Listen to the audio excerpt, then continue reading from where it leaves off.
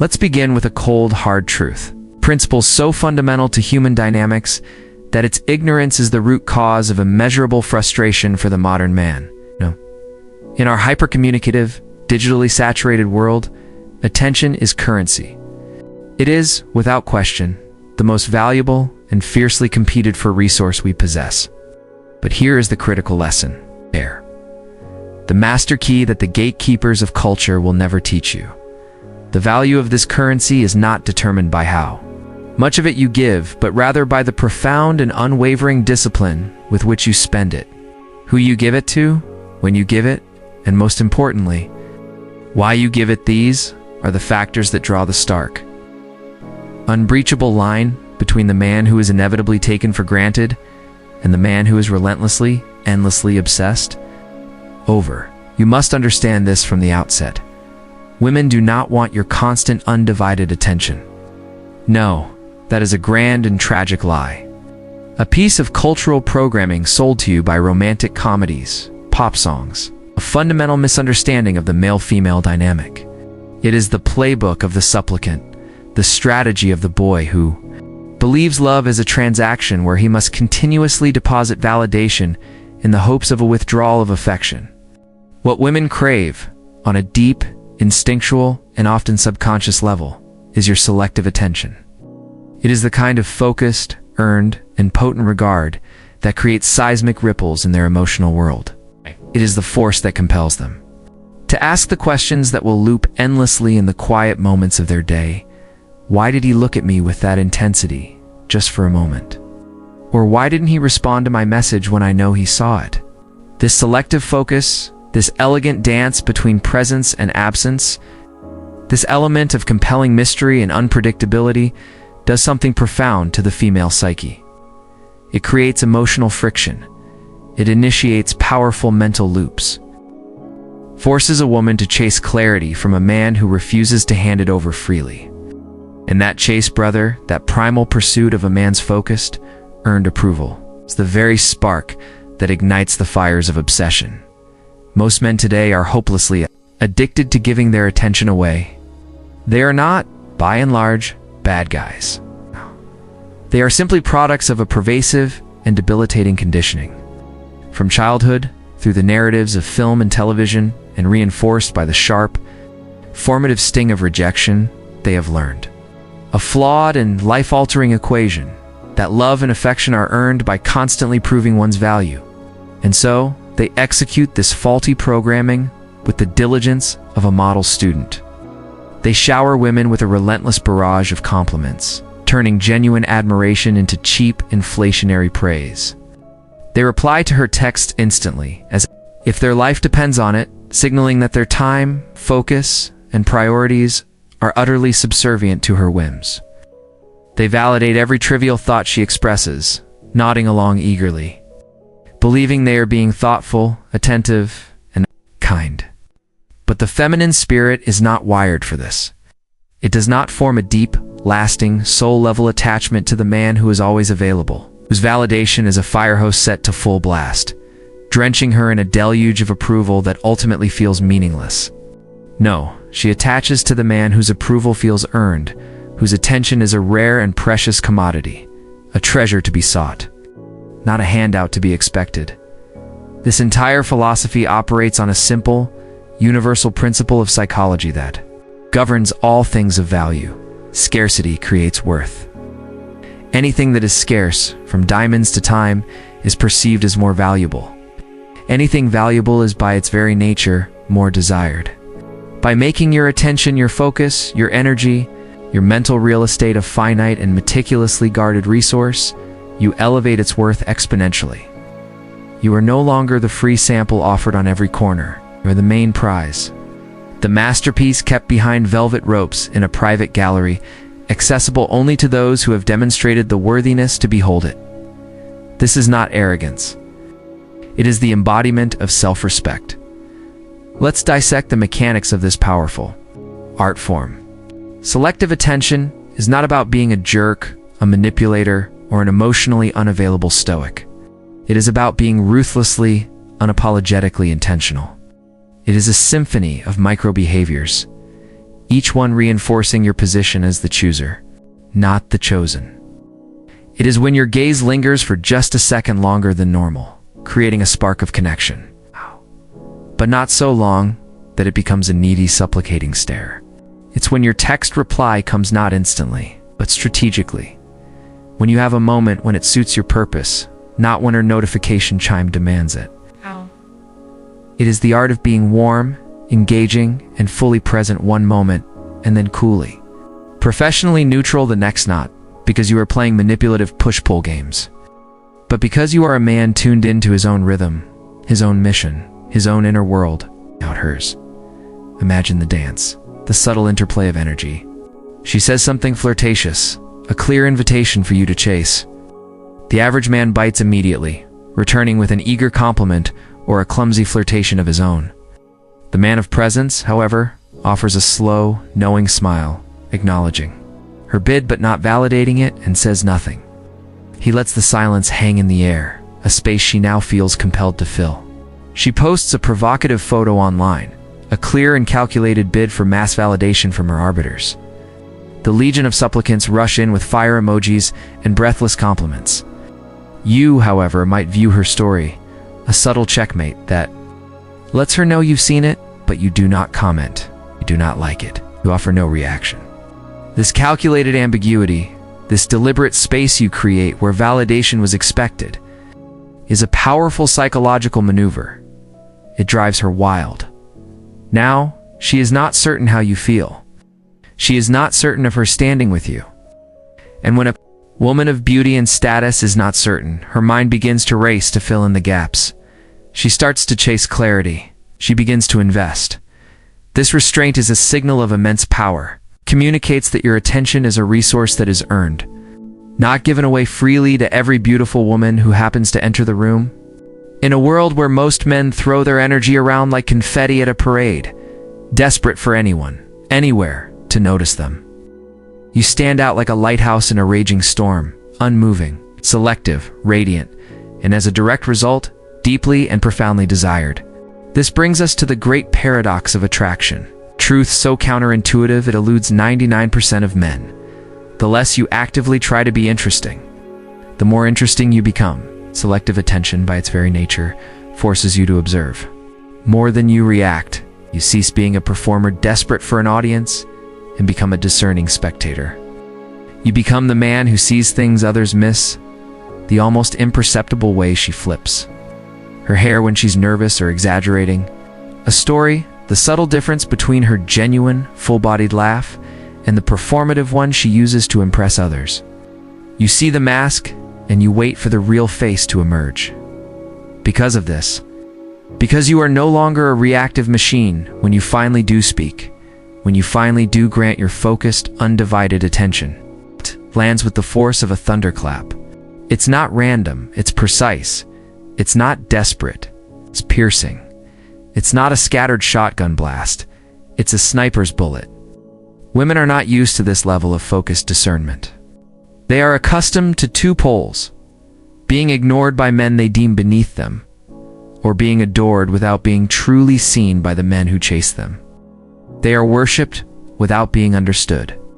But when you prove that you understand her, that you see her patterns, her tells, her very essence, without feeling the need to worship her, you become unforgettable. You become the man she thinks about when she's alone. The man whose approval she begins to crave because it is real, it is rare, and it is rooted in a standard she cannot easily meet. To truly master this art, we must go deeper into the very neuroscience of desire. Women, and indeed all humans, crave emotional stimulation more than physical comfort. And selective attention creates the perfect neurological storm. When you provide inconsistent, unpredictable rewards, a sudden flash of intense presence followed by a period of calm detachment, two are tapping directly into the brain's dopamine system. It's the same system responsible for reward, motivation, and addiction. This is known as an intermittent reinforcement schedule, and it is the most powerful motivator of behavior known to science. It keeps her wondering, guessing, and projecting. Her mind becomes a canvas, and because you have given her so little concrete information to work with, She begins to paint a picture of you using the vibrant colors of her own imagination. She projects her hopes, her desires, and her idealizations onto you. You are no longer just a man. You are the protagonist in a story she is writing in her own head. When you pair this potent psychological principle with an unbreachable emotional discipline, with the ability to not react to her tests, her games, her provocations, her emotional storms, you build a frame so solid, so unshakable, that she cannot help but lean into it for support. This is the genesis of true obsession. She starts thinking about you in the quiet moments before sleep. She rereads your texts, searching for hidden meanings. She consults her friends, asking, "What do you think he meant by that one comment?" And all you did, from an external perspective, was choose when to give your attention and when to withhold it. That is power. It is silent, subtle, but as undeniable as the force of gravity. Let's dismantle another destructive myth. Women do not fall in love with clarity. They fall in love with curiosity. Clarity is the end of the journey. Curiosity is the engine that drives it. And selective attention is the high-octane fuel for that engine. Your controlled restraint sends a powerful, unspoken message. I see you. I notice you. But I'm not impressed yet. This unspoken challenge, this calm refusal to place her on a pedestal before she has earned the right to be there. It's a direct hit to her ego, but a hit that she finds intriguing, a puzzle she wants to solve. Now she has something to prove, not because she is inherently insecure, but because women are biologically wired to seek and win emotional rewards. Selective attention masterfully turns your approval, your validation, your very presence into the ultimate reward. It is a rare prize, one she now feels compelled to earn. This journey, however, leads to an even deeper and more profound transformation. The practice of selective attention, if done with integrity, reveals who you truly are. It forces you to become a man who does not crave connection merely to escape his own loneliness. It compels you to build your self-worth around your own internal values, your mission, and your principles, not her fleeting reactions. You stop chasing. You stop performing. You become the chooser, not the one hoping to be chosen. And when you finally reach that place of inner abundance, when your very presence radiates a calm message of "I am at peace," whether you stay or go, you unlock a level of power that most men will never taste. Women can feel this. They can sense, on a level that transcends words, when a man is centered in his own being. And they do not walk away from that kind of energy easily. It is a sanctuary in a world of chaos. Most men give attention as a strategy, a means to an end. But when your attention becomes a genuine reflection of your own inner peace and high standards, it becomes magnetic. You are no longer giving her your energy because you want something in return. You are granting it because she has genuinely done something to earn it, something that aligns with your values. When she realizes that your attention is tied to standards, not to desperation, a seismic shift occurs. She starts adjusting her behavior. She starts seeking ways to win your approval, not through manipulation, but through authentic effort. It all began with one simple, powerful act of discipline: restraint. This is why selective attention is not a trick. It is a lifestyle.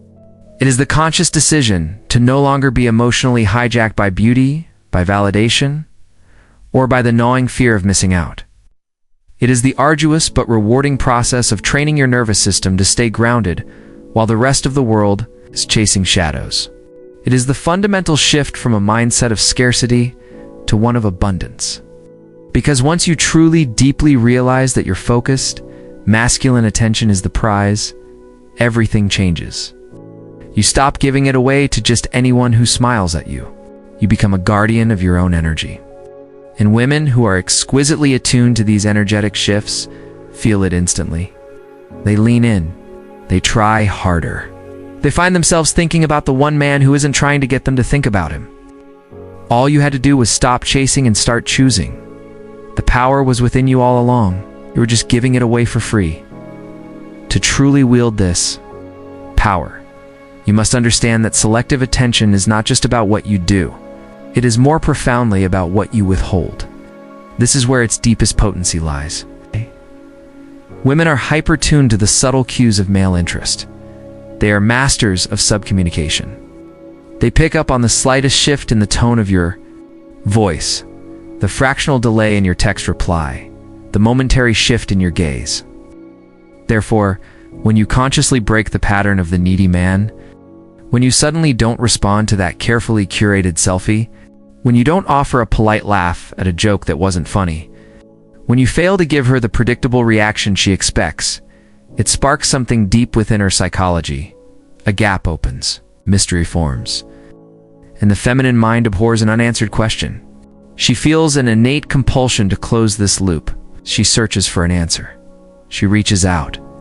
She wants to know why the warm, validating light isn't shining on her anymore.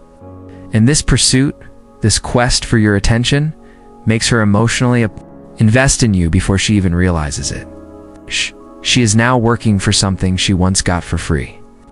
And the psychological weight of that effort begins to anchor her to you. The man who lives this philosophy becomes a living system. You no longer need to actively chase women. You filter them through your standards. You let their behavior, their consistency, and their respect for your frame dictate how much of your world they get to experience. You observe far more than you engage. You wait to see if she brings genuine value, peace, and positive feminine energy into your space before you reward her with your potent, undivided attention.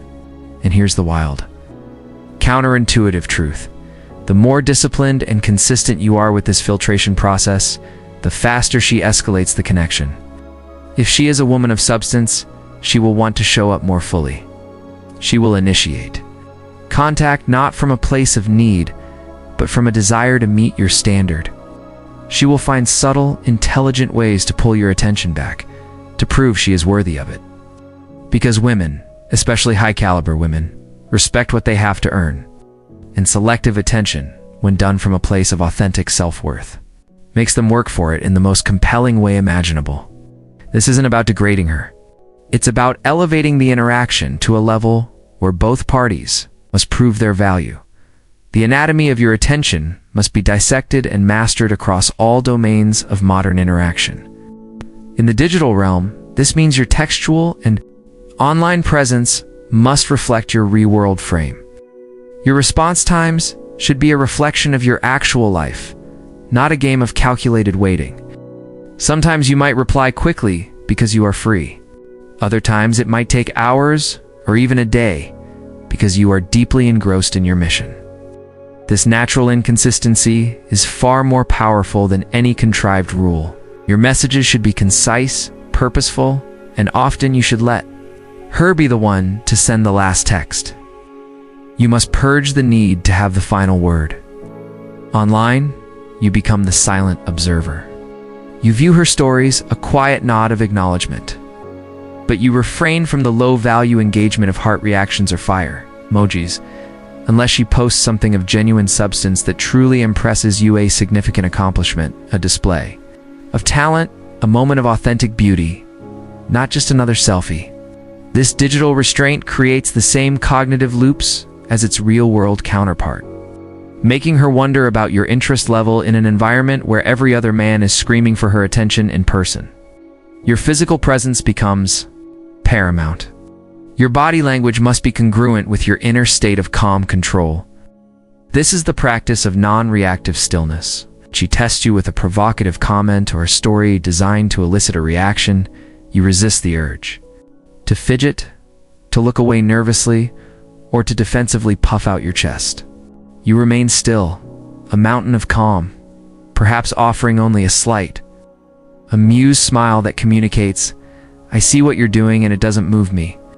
Your use of touch must be equally intentional.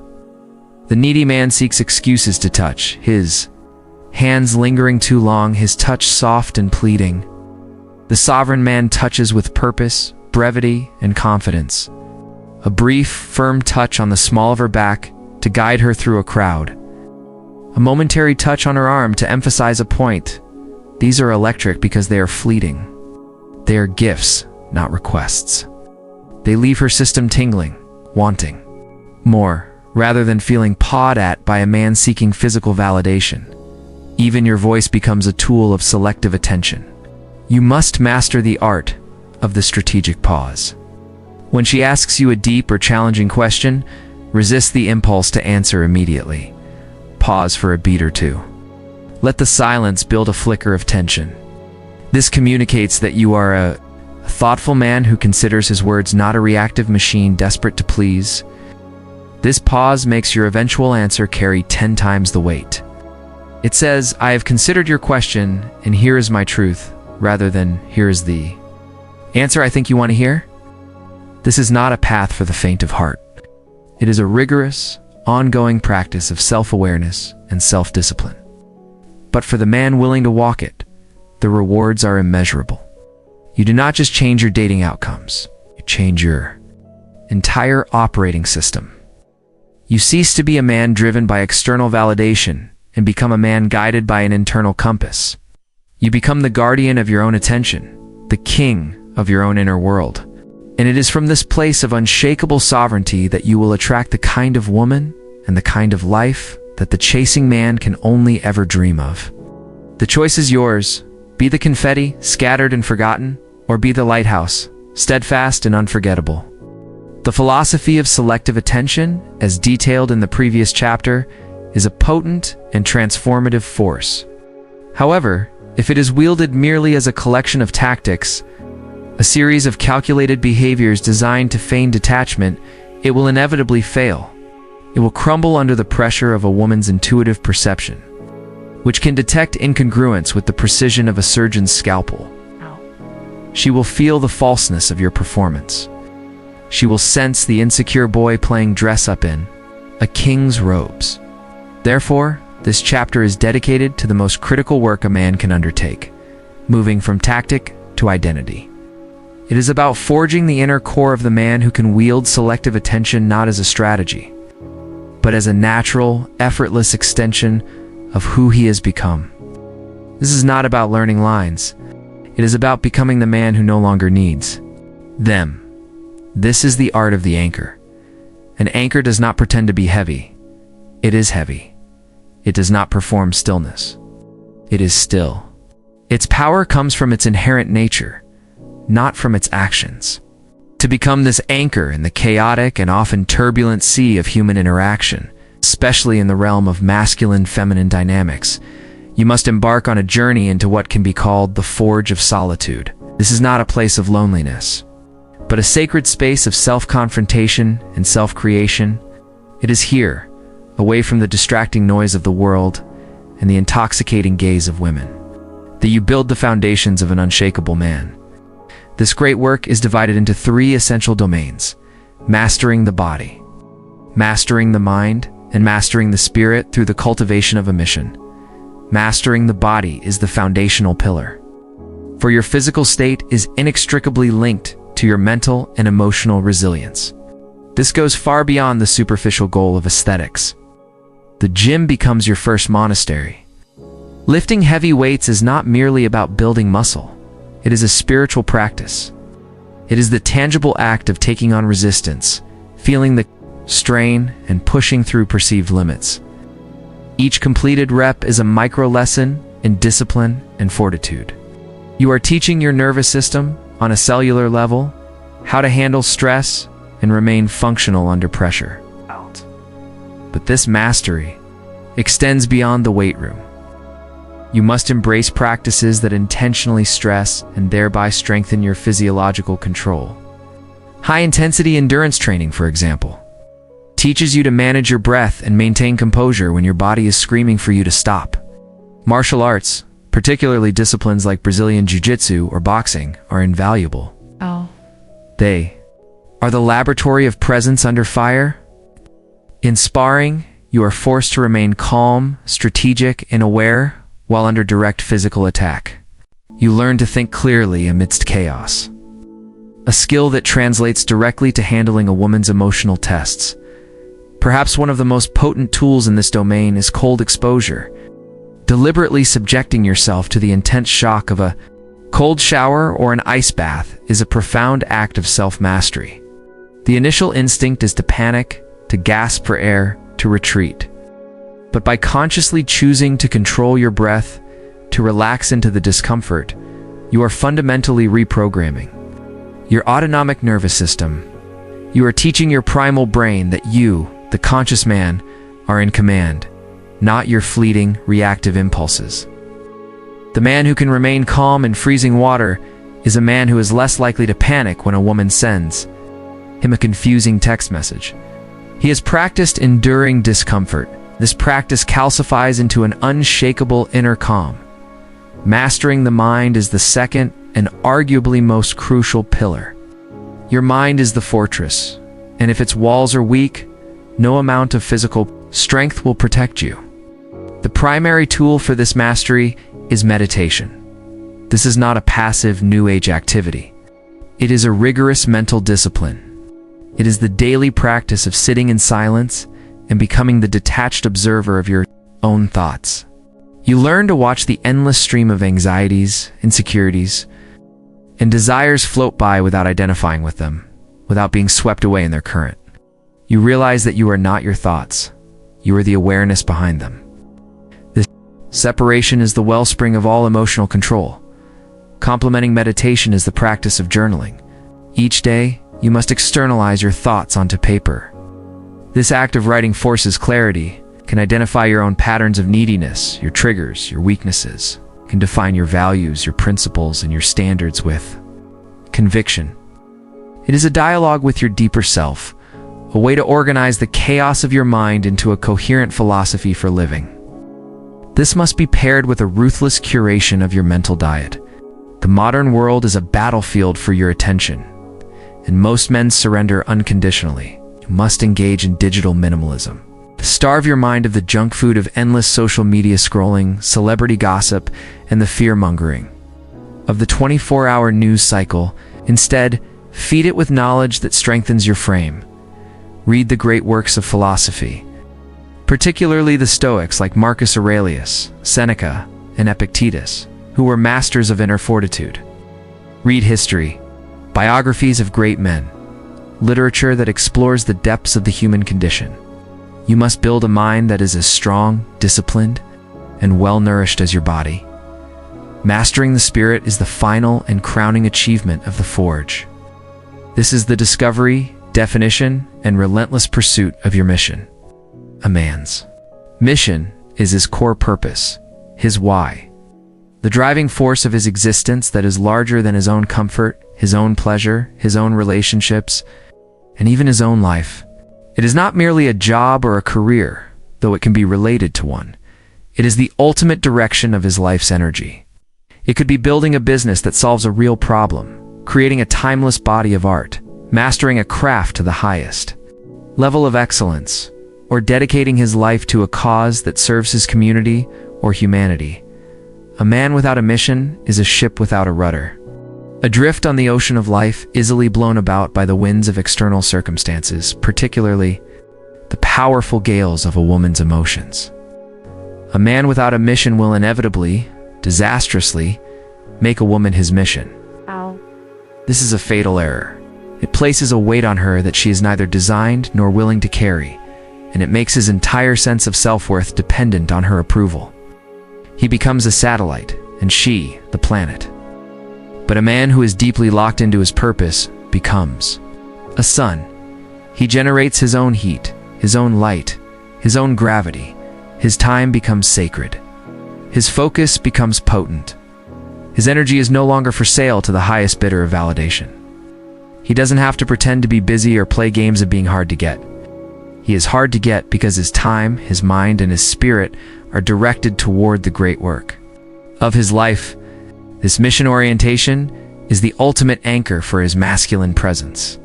It is the source of the quiet confidence that radiates from him, the unspoken power that makes his selective attention so devastatingly effective. He grants his attention as a king grants an audience rarely, and only for matters of substance. When you emerge from this forge, transformed by this tripartite discipline, your interactions with the world, specifically with women, are fundamentally altered. The principles of selective attention are no longer a set of rules you are trying to remember. They are the natural expression of your new identity. You've become the anchor. This new identity allows you to navigate the complex dance of social dynamics with a grace and power previously unknown to you. You understand the art of polarity. It's masculine energy, which you now embody, is directional, purposeful, and provides structure. Feminine energy, in its healthy form, is radiant, emotional, and flows like water. Your steadfast presence becomes the strong, defined riverbanks that allow the river of her feminine energy to flow more freely, more beautifully, and more powerfully. When she feels this container, she does not feel constrained. She feels safe. She feels free to be more of herself, more emotional, more radiant, or playful, because she knows your anchor will hold. You learn to lead interactions without being domineering. You lead with powerful, open-ended questions that invite her into her own depths. You lead with comfortable silence, giving her the space to reveal herself. You lead with decisive action, choosing the venue for a date, guiding her through a crowded room. You are not asking for her permission. You're inviting her on a journey. This understanding also allows you to distinguish between genuine, emotional expression and manipulation. You can now sit with a woman's emotional storm, her anger, her sadness, her frustration, without absorbing it. You can be a container for her emotions without becoming a victim of them. You can say with genuine calm, "I see that you are upset, and I am here to listen," while simultaneously holding firm to your own principles and boundaries. This ability to be both empathetic and unshakable is the hallmark of a mature masculine presence, and it is something a woman of quality craves above all else. It is crucial to differentiate this new state from one of emotional unavailability. The unavailable man builds a wall around his heart out of fear and past trauma. He is brittle. The sovereign man, the anchor, builds a fortress. He is not afraid to feel. He is not afraid to love deeply. But he is the king of his own inner kingdom, and he alone decides when to lower the drawbridge. His love, his vulnerability, and his deep presence are gifts he bestows upon a woman who has proven herself worthy. A woman who brings peace, respect, and loyalty to his world. This is not a defense mechanism. Ultimately is the highest form of discernment. Ultimately, the practice of selective attention, when born from this deep inner work, is an act of profound self-respect. It is the declaration that your peace is sacred, your purpose is paramount, and your energy is precious. You stop trying to win her over and begin evaluating if she is worthy of winning you over. This shift from being the chaser to being the chooser is the final and most significant transformation. It applies not just to women, but to every aspect of your life, your friendships, your career, your habits. You become a man who curates his reality, who intentionally chooses every element of his life based on whether it aligns with his core values. The man who walks this path becomes unforgettable. He is a rare creature in the modern world, a man who has conquered himself. He does not need to announce his power. It is felt in his stillness. He does not need to prove his worth. It is evident in his standards. He does not need to chase love. He embodies an energy that makes love chase him. The profound irony is that the moment you stop needing a woman's attention to feel whole is the precise moment you become the one thing she cannot resist. You've become the anchor, and the entire ocean will be drawn to your unshakable core. This journey is arduous, but the prize is not the woman you attract. It is the man you become in the process. And that man, brother, is a king.